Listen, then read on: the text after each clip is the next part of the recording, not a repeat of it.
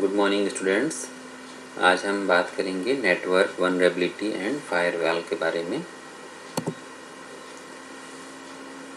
Students, system जो है internet से कनेक्ट होने के कारण से हमेशा ही हाई रिस्क पे रहता है, क्योंकि कई सारे वायरसेस वगैरह या और भी कई सारे अनवांटेड चीज़ें जो हैं बार बार सिस्टम पे अटैक करती हैं। उससे संबंधित सिस्टम की कुछ कमियों उस पर देखते हैं।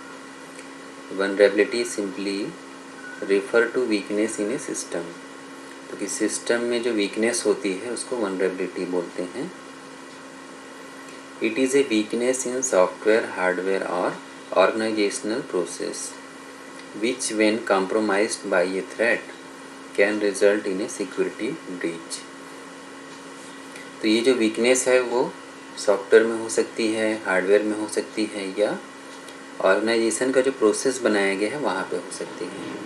और यदि इन जो थ्रेट को ध्यान ना दिया जाए और उसे इग्नोर कर दिया जाए तो सिस्टम की सिक्योरिटी जो है वो ख़त्म हो जाती है। Non physical network vulnerability typically involve software और data.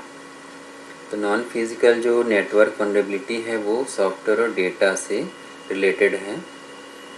For example, an operating system might be vulnerable to network attack if it is not updated with the latest security patches।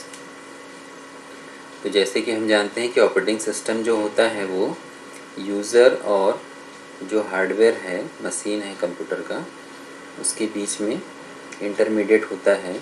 साथ ही जब आप नेटवर्क वगैरह से कनेक्टेड करते हैं तो ये फैसिलिटी प्रोवाइड करने की जिम्मेदारी जो है वो ऑपरेटिंग सिस्टम की होती है। तो अगर वो ऑपरेटिंग सिस्टम ही आपका वीक हो और उसमें कई सारे सिक्योरिटी पेचेस हों तो आपका जो बाहरी जो अटैक है जो नेटवर्क से होता है उसको ये हैंडल नहीं कर पाएगा। Physical network vulnerability involve the physical protection of data which is often stored in off site data centres or in secure rooms. Servers should be protected with personalized access cards and biometric scanners। तो यहाँ पे जैसे हम जानते हैं कि data वगैरह को फिज़िकली स्टोर करके रखा जाता है। हालांकि जो सिस्टम जो हार्डवेयर यूज़ किया जाता है, जैसे कि हार्ड डिस्क वगैरह हो गया, तो कहीं ना कहीं डेटा रहे हैं, तो उन डेटा को हमको सेफ़ रखने के लिए उसको फिज़िकली सेफ़ रखना ज़रूरी है। तो डेटा सेंटर्स होते हैं, उसकी सिक्योरिटी बहुत ही ज़रूरी है। तो वहाँ पर पर्सन्स रहते हैं, वहाँ पर एक्सेस करने के लिए बायोमेट्रिक स्कैनर्स हैं, कई टाइप के सिक्योरिटी फीचर्स को यूज़ किया जाता है। Different types of network vulnerability देख लेते हैं। मालवेयर, जिसे हम मॉलिशियस सॉफ्टवेयर भी कहते हैं, जैसे कि ट्रोजन, वायरसेस, वॉर्म्स, ये जो है वो यूज़र के मशीन या होस्ट सर्वर पे इंस्टॉल हो जाते हैं। तो कई बार हम कई टाइप की एक्टिविटी करते हैं मशीन्स पे, कई सारे सॉफ्टवेयर जो इंस्टॉल हो जाते हैं जो हमको पता भी नहीं चलते हैं कि ये इंस्टॉल हो गए हैं। तो अगर यूज़र की मशीन पे इंस्टॉल हो गया है तो वो यूज़र को ही हार्म पहुंचाएगा, उस मशीन के डेटा को। लेकिन अगर ये गलती से होस्ट सर्वर पे इंस्टॉल हो जाए तो पूरा जो डेटा है जहाँ पे स्टोर है वहाँ पे वो बहुत बड़ी दिक्कत कर सकता है। Social engineering attacks that fool users into giving a personal information such as user name और पासवर्ड। तो इस प्रकार के अटैक में कभी कॉल के द्वारा या कभी ईमेल या कई सारे तरीक़ों से यूज़र नेम और पासवर्ड कई सारी चीज़ों में जब हम लॉगिन करते हैं तो उसमें यूज़ होते हैं, जैसे कि आपके बैंक में मेल के लिए और भी कई सारे इन्फॉर्मेशन के लिए।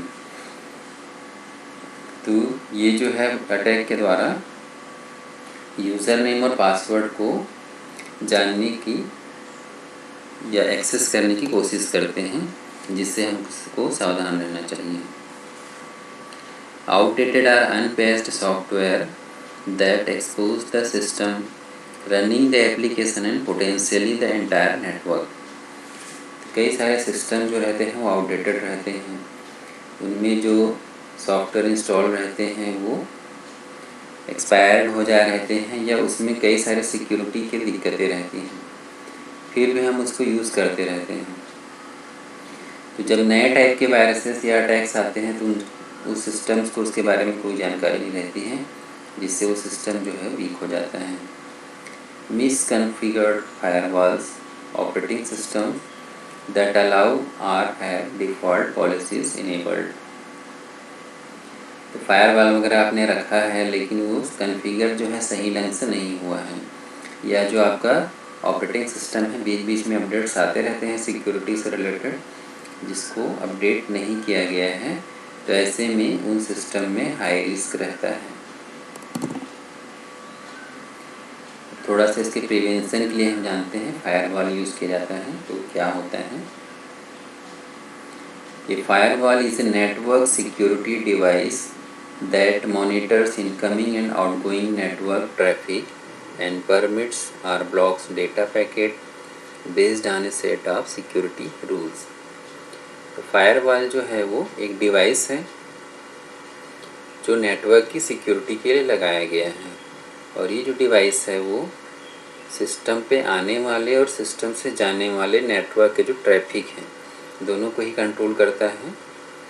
तो अगर डेटा सही है तो सिस्टम में आने और जाने की परमिशन देता है, और अगर इनको कुछ दिक्कत लगती है, अगर उसमें रिस्क लगता है तो उसको ब्लॉक कर देता है।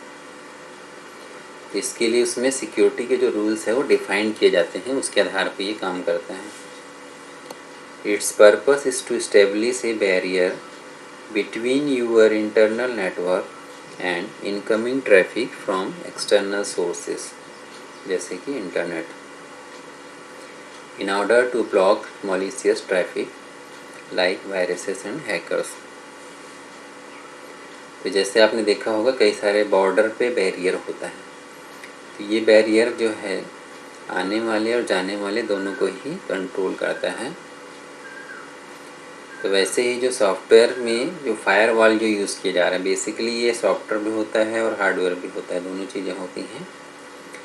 तो ये जो है सिस्टम में जो नेटवर्क का जो ट्रैफिक है उसमें इनकमिंग और आउटगोइंग एक्सटर्नल सोर्सेज दोनों को ही देखता है, और कहीं पर भी लगता है कि उसको वायरस है या कोई हैकर है या अनऑफिशियल अनऑथराइज्ड एक्टिविटी हो रही है तो उसको ये ब्लॉक करता है। इट इज़ आइदर हार्डवेयर और सॉफ्टवेयर बेस्ड। तो जैसे मैंने बताया था ये हार्डवेयर भी हो सकता है, सॉफ्टवेयर भी हो सकता है, और हार्डवेयर और सॉफ्टवेयर दोनों के कॉम्बिनेशन भी होते हैं। Based on a defined set of security rules, it accepts, rejects or drops that specific traffic। तो जैसे फायरवॉल जो है सिस्टम है, इसमें रूल्स बताए गए हैं किन किन चीज़ों को अलाउ करना है और किन चीज़ों को ब्लॉक कर देना है। तो इन रूल के आधार पे या तो वो जो ट्रैफिक आ रही है नेटवर्क से उसको एक्सेप्ट करेगा, या तो उसे रिजेक्ट कर देगा या ड्रॉप करेगा। तीनों चीज़ें हैं क्या ये देखते हैं। एक्सेप्ट में अलाउ द ट्रैफिक, वो उन डेटास को आने देगा सिस्टम में या जाने देगा। Reject, block the traffic but reply with an unreachable error. तो रिजेक्ट में जो ट्रैफिक है उसको रोक देगा ये, लेकिन वो रिप्लाई करता है, कोई भी एरर मैसेज जनरेट करेगा और उसको रिप्लाई करेगा कि ये फॉलोइंग एरर है। तो ऐसा हमने कई बार सिस्टम में देखा भी होगा, जब आप कोई सर्वर पे डेटा भेजने की कोशिश करते हैं तो एरर मैसेज आता है अगर आपने गलत जानकारी दी है या डेटा दिया है। ड्रॉप में block the traffic with no reply. तो ड्रॉप में वो ट्रैफिक को ब्लॉक करता है लेकिन कोई भी रिप्लाई नहीं देता है।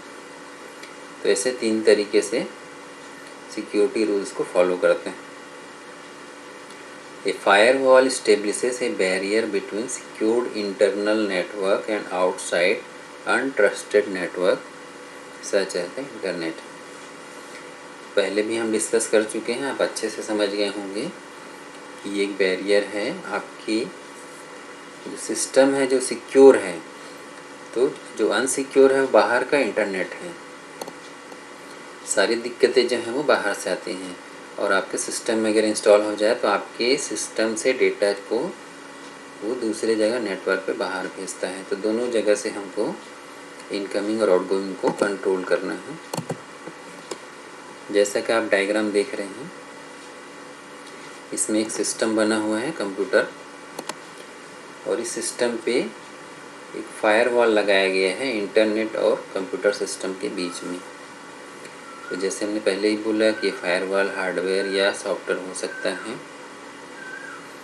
तो ये है, इनमें जो रूल बताए गए हैं उसके हिसाब से ये इनकमिंग इंटरनेट से आने वाले डेटा और आपके सिस्टम से इंटरनेट पे जाने वाले डेटा दोनों को ये एनालाइज करता है। So firewall carefully analyse incoming traffic based on pre-established rule and filter traffic coming from unsecured or suspicious source to prevent attack. Firewall guard traffic at a computer's entry point called port,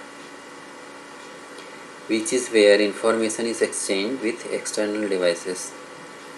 तो जैसे कि हम जानते हैं computer में कोई भी information जो आता है उसके लिए पोर्ट यूज़ किया जाता है। जैसे आप कोई डेटा कंप्यूटर से कॉपी करना चाहते हैं तो आप USB पोर्ट का यूज़ करते हैं, पेन ड्राइव लगाते हैं, डेटा केबल लगाते हैं। तो वैसे ही अलग अलग पोर्ट होता है और इन्हीं को कंप्यूटर का एंट्री पॉइंट कहा जाता है, और इन्हीं डिवाइस की सहायता से कंप्यूटर पे डेटा आता या जाता है।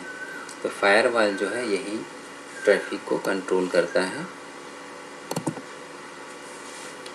Types of firewall, when categorized by what they protect, the two types are network based and host based.